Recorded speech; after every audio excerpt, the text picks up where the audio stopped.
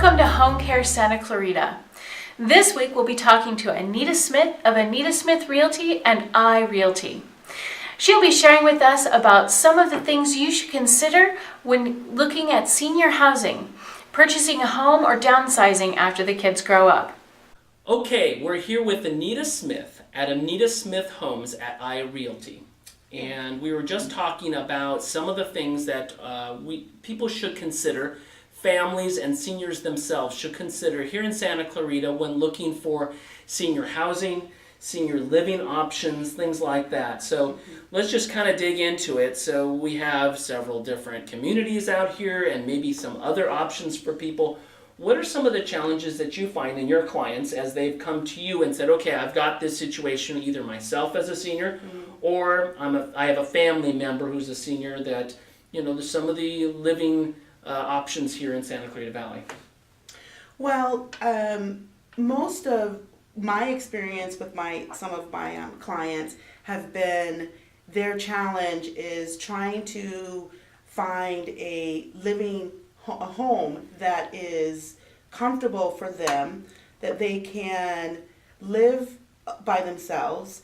Okay. Most of my clients most of the seniors, they really want to live in their home because they have so many memories. For most of those seniors, their kids were raised there, and they have so many family memories and friends. They are connected to the community. So their biggest challenge is, can I stay in my home? And if I can't, where do I go? Where I can continue to be independent, as opposed to where do I go to a nursing home? It's I want to go to remain independent. It's certainly one of the top things for us that we see is if there's a top challenge for seniors, it's I want to remain independent. That's right. what it sounds like you're talking about. Yeah. So what kind of things should they be looking for then? Let's say they do need to move from whatever situation they're in. Maybe it's another home here in Santa Clarita or from out of the state or whatever. What kind of things should people be considering then when a senior moves in order to remain independent like that when they're looking at homes? Well, one of my clients, she raised 4 children in this big, beautiful home here in Santa Clarita Valley. 2-story, huge yard, pool. The maintenance was just unbearable. She just couldn't keep up the maintenance. So what we did was we gave her options. There was Balcaro. She really loved that community. It was gated. It was single-story home. It wasn't as big as it was small enough for her to take care of. There wasn't a huge backyard, and it was enough room for her family to come and stay the night and still, be independent and still have her family come and visit. The other option that we were able to give her was the homes on Sierra Highway, the Friendly Valley homes. She really liked that community because it felt like it was a city within itself. So, but she chose the Balcaro community. And she's been there for 3 years now, and she's independent, and her family lives down the street. She still feels like she belongs to a community because, like I said, she raised her children here, and so she's very happy there. But she doesn't have quite the like you said, the challenges with this larger place and that kind of thing. And it seems like when you're looking at something like this, it's sort of like when you have a family and you first get married and then you have these kids and you're trying to figure out the balance between price and how much space you need, but not too much and not too little. Sounds like it's a similar challenge. Now things have changed. That's right. But you don't want a small little place that you can't have your family over in. That's right. Right? And so, and then certainly maintenance of yards and things like that are going to be a challenge. Now, when you look at these kinds of things in the community, I would imagine that going on the internet or looking in the wherever places, it's hard to get all that information. That's where people like you come in. That's right. To narrow these choices down or get some real options of specifically for a senior what they're looking for. That's right, because every senior is different. They are looking for different things. They have different needs. I do have a client that had moved into a home, a single-story home. It wasn't in a senior community. It was in a regular neighborhood. But she needed help with not her day-to-day activities, but just, groceries and sometimes, a dinner or so because she would get, tired. So that's where you come in, where they come in, maybe once, 3 hours a day, or maybe, 3 times a week. So her needs were very different from my other client who went to Balcaro, who did everything on her own. She just needed to downsize so that she can do and be, she can do herself, do things herself. Right, independently. Independently, yes. So there's a lot of different, there's so many situations with seniors. It seems like, it's funny where you think about looking for a home and living, and the first thing you think about is either the internet or some other place where you get all these houses, all these homes, all these options. Where really the first thing shouldn't be that. The first thing should be, what are the requirements? What are the things that we're trying to do, I guess, or accomplish with this? And then you have somebody go out there and find those options for you. Right. They really need to know the resources. I mean, we have a really nice, lovely community here in the Santa Clarita Valley. There's so many different places for senior living. So it really depends on the need of the client. It almost seems like, too, in terms of services. So you have some areas that could be just fine for this someone who maybe has some challenges a little bit getting around, that kind of thing, and others that are closer to some of those services where they then can remain independent by not having to traipse far distances. That's right. To get to doctor's appointments and shopping. And is that also one of the criteria? Absolutely. That's definitely one of the criteria. If you are not driving, if the senior is not driving, there's other options. They don't have to drive to get to the doctor's appointment or to pick up their medicine.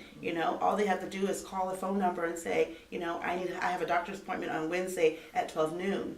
And then, they pick them up. And so the living here for seniors is just phenomenal. We are a very tight-knit community, and so we want to give and help our seniors.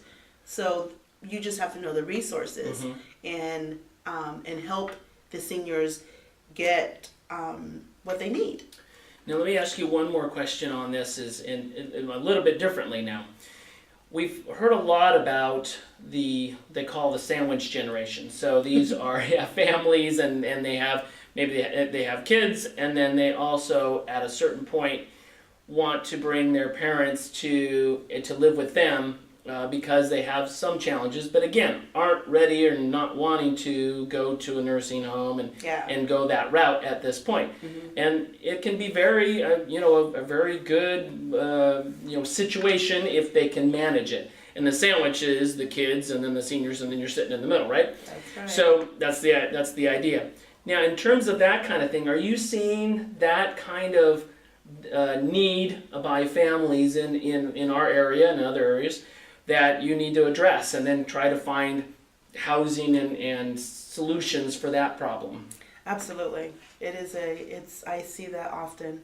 And what do you do? I mean, look for little separate rooms or separate areas, or what is the the process? Separate rooms? Well, in a stranger's home? No, in the sandwich. So you have kids, you have parent, and then you have, well, there are homes here in the valley that are made for that sandwich generation. Specifically. They have, they're called, casitas. They have these little attached rooms, some of them that are right connected to the home.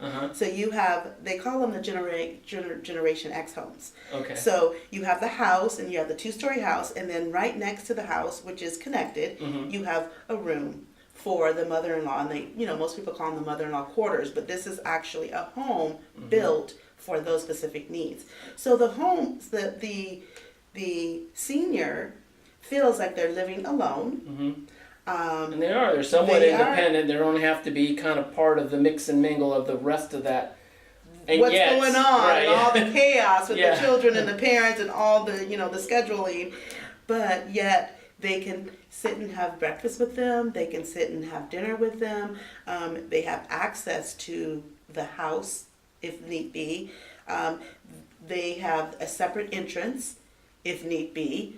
You know, yeah. So it's Interesting. Yeah. Yeah, it it's sounds like really a great cool. solution. Something that's probably going to be happening more and more, right? As the silver tsunami comes, where we're going to have more and more of those situations. But it sounds I like believe there so. are some options out here. Absolutely. Yeah. And what we really need to do is to get somebody like you out there helping us. So I guess the bottom line is figure these things out of what the kind of scenario is or what the kind of needs are. Yeah. And then find somebody like you to say, okay, now that we know and you take the time to understand those scenarios, and then let's go get some options out there. So That's right. if somebody needs to get a hold of you, you have a website that you can give us? I do.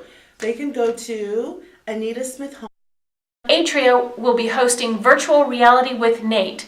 Come and experience this cutting-edge technology. On Tuesday, January 17th at 9:30 to 11:30, the Senior Center will be hosting a weekly archaeology and history discussion group. Wednesday, January 18th from 12 to 1, the Senior Center will also be hosting Demystifying Pain Management for Seniors with Dr. George Pan. They'll be discussing current treatments, facts and myths about opioid use, and much more about pain management. Also on the 18th at 3:30, Atria will be hosting an art showcase. You can see art on display from their residents and local artists. We have many events going on at the Home Care Services Resource Center this month, so make sure that you keep looking at our website and Facebook page. A few of the upcoming events are on Monday, January 9th at 12 noon, safety staff will be presenting Life is Why by the American Heart Association. Rick will be presenting on January 10th at 6 p.m. the Alzheimer's Association Healthy Living for Mind and Body. Friday, January 13th, we'll be hosting the Alzheimer's Advocacy Group, where you can learn how to be an Alzheimer's advocate. Tuesday, January 17th at 6 p.m., Jennifer Kennedy of Footprints in Pink will be presenting Breast Cancer Awareness. It's not just for October. So don't forget to check back as I bring you the best of what's going on around Santa Clarita.